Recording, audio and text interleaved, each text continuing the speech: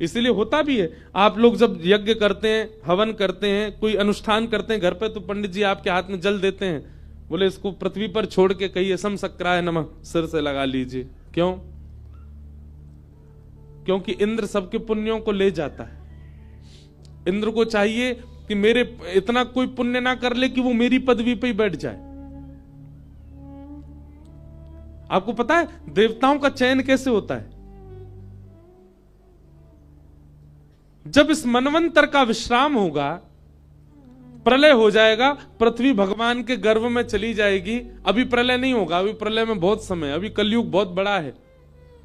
और ऐसा भी सुना है मैंने कि इस बार प्रलय होगा ही नहीं। कहीं कहीं ऐसा बोलते हैं प्रलय हो जाएगा, कहीं तो कह रहे हैं भी 2025-26 में ही जा व्यवहार हैं हम। अब कहां कितना सत्य है भैया? हमने जो शास्त्रों में पढ़ा वो तो ये है कि प्रलय की तिथि केवल एक व्यक्ति जानता है, वो है परमात्मा। दूसरा ब्रह्मा को भी नहीं पता प्रलय कब होगा। भगवान को भगवान क्यों कहते हैं? अच्छा, धनवान, जो धन से युक्त है उसको कहते हैं धनवान, जो बल से युक्त है उसको कहते हैं बलवान, और जो 6 भगों से युक्त है उसको कहते हैं भगवान। और 6 भग कौन कौन से? उत्पत्ति प्रलयम चैव भूतानाम अगति गति वेत्ति विद्याम अविद्याम च सवाच्यो भगवान इति। भगवान के अंदर 6 बातें जिनको पता है, 6 भगों से जो युक्त हैं उनको भगवान कहते हैं। सबसे पहला उत्पत्ति प्रलयम चैव, जिनको यह पता है कि संसार की उत्पत्ति कब होगी, और जिनको यह पता है संसार का प्रलय कब होगा। अगर ये सबको ही पता चल गया तो सब भगवान नहीं हो जाएंगे?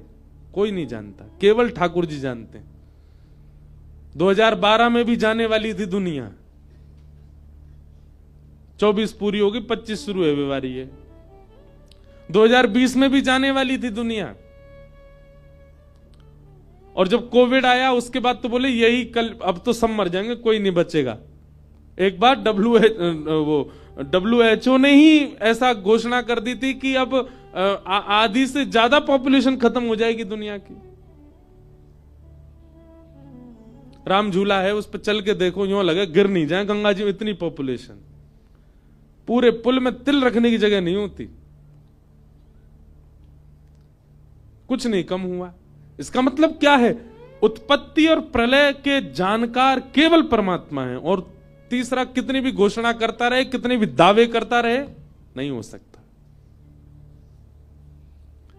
भूतानाम अगति गति, मानव की गति क्या है और मानव की अगति क्या है, यह भी जो जानता है परमात्मा। वेत्ति विद्याम अविद्याम च, जो विद्या और अविद्या, ज्ञान और अज्ञान के बारे में अच्छे से जानता है। भगवान श्री कृष्ण के मंदिर में, बांके बिहारी जी मंदिर में जाकर के फूल बंगला जब बनवाता है व्यक्ति, उसको मन में ऐसा आता होगा कि आज बिहारी जी मुझसे बहुत प्रसन्न होंगे, मैंने उनके लिए बंगला बनवाया। ठाकुर जी सब जानते हैं, ठाकुर जी जानते हैं यानी बंगला मुंह को प्रसन्न करवे के काजे ना है बनवायो। इसके रिश्तेदार ने एक बार बनवाया था, उससे होड़ करने के लिए बनवाया है। वेत्ति विद्याम अविद्याम, जो ठाकुर जी सब जानते हैं कौन किस भाव में है। कोई व्यक्ति गंगा स्नान कर रहा है, गंगा जी जानती हैं इसके स्नान करने का कारण क्या है। कभी कभी मुझे लगता है हमारी भक्ति से ठाकुर जी प्रसन्न होकर प्रकट क्यों नहीं हो रहे, क्योंकि कहीं ना कहीं हमारे मन के भाव को ठाकुर जी जान गए हैं। नाटकबाज है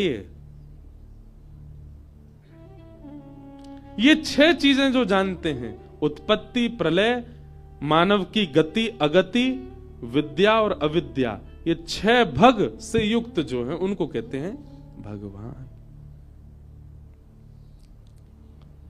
प्रलय की घोषणा कोई और कैसे कर देगा? वो तो केवल परमात्मा को पता है।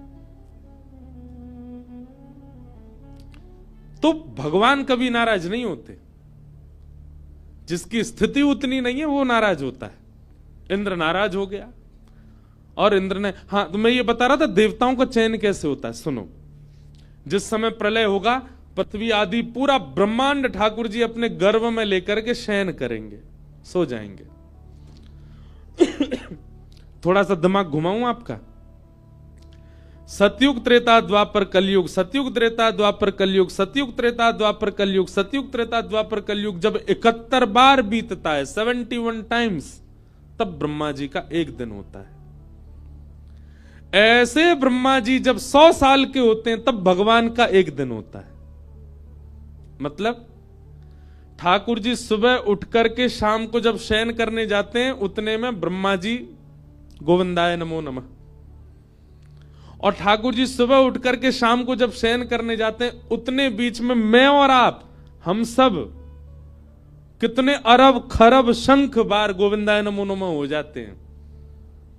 इतना बड़ा दिन होता है ठाकुर जी का। ठाकुर जी का दिन तो हमारी तरह ही होता है, पर वो इतनी हमारे लिए इतनी द्रुत गति से चलता है, पता भी नहीं होगा उनको कि कोई इंद्रेश है भी क्या। जब तक ठाकुर जी पलक झपकेंगे तब तक 4-5 इंद्रेश तो जन्म ले चुके होंगे। ऐसे परमात्मा जब रात्रि में शयन करने जाते हैं, मतलब 18, 12, 13 घंटे बाद, 15 घंटे बाद जब ठाकुर जी सोने जाते हैं, तब प्रलय होता है। और जब प्रलय होता है तो ब्रह्मलोक आदि सब भगवान के गर्भ में चला जाता है, ठाकुर जी शयन में चले जाते हैं। और ठाकुर जी जब सोते हैं, पूरे विश्व का प्रलय हो जाता है, केवल एक को छोड़ के। किसका प्रलय नहीं होता? शब्दों का। शब्द ब्रह्म जो आकाश में विचरण करते रहते, इनका कभी प्रलय नहीं होता। ये भागवत जी की साइंस है। क्षमा कीजिएगा साइंस पढ़ने वाले, फिजिक्स केमिस्ट्री आदि के अगर स्टूडेंट यहां बैठे हो, उनको ये नहीं समझ आएगा, ये भागवत जी का है। और फिर ठाकुर जी सोते हैं, सबका प्रलय होता है, केवल शब्दों का प्रलय नहीं होता। तब शब्द क्या करते हैं? पूरे ब्रह्मांड में केवल एक परमात्मा है और कोई नहीं है। सूर्य चंद्र सबका प्रलय हो चुका है। तब शब्द आपस में इकट्ठे होते हैं और शब्द आपस में इकट्ठे होकर के भगवान को जगाने का प्रयास करते हैं। उसी को वेद स्तुति कहा गया। जय जय जय जाम जित दोष ग्रभीत गुणा, त्वमसि यदात्मना समवरुद्ध समस्त भग, अग जगदौक शाम खिल सत्य बबोध्य कते। हे नाथ, आप उठो। उत्तिष्ठ उत्तिष्ठ गोविंद, उत्तिष्ठ गरुणध्वज, उत्तिष्ठ कमलाकांत, त्रैलोक्यम मंगलम कुरु। इन तीनों लोगों का मंगल कीजिए नाथ, उठ जाओ। तब ठाकुर जी उठते हैं। उसके बाद जब सृष्टि बनती है, फिर भगवान सोचते हैं अब देवी देवताओं का निर्माण होना चाहिए। सृष्टि चलेगी तो देवी देवताओं का निर्माण कैसे होता है? पूर्व के मनवंतरों में, पूर्व के सृष्टि में हम जितने भी मानव थे, हम मानवों के पुण्य के आधार पर, जिसका सबसे ज्यादा पुण्य होगा, ऐसे 33 कोटि लोगों को चुना जाएगा। और फिर उनके पुण्य के आधार पर हम ही लोगों को ही देव योनियां प्रदान कर दी जाएंगी। हाँ भाई सुनो, तुम्हारा इतना पुण्य बनता है, तुम्हारे सारे जन्मों को मिला के क्या करना है? सूर्य की पदवी संभालो, चंद्र की पदवी संभालो, वरुण की पदवी संभालो, तुम इंद्र बन जाओ। इस प्रकार इन जीवात्माओं को ही देवताओं की पदवी प्रदान कर दी जाती है। तो हम जो कुछ भी पुण्य करते हैं, वह पुण्य यदि इकट्ठे होते चले गए तो कहीं ना कहीं उन पुण्यों से देव योनि हमें प्राप्त हो सकती है।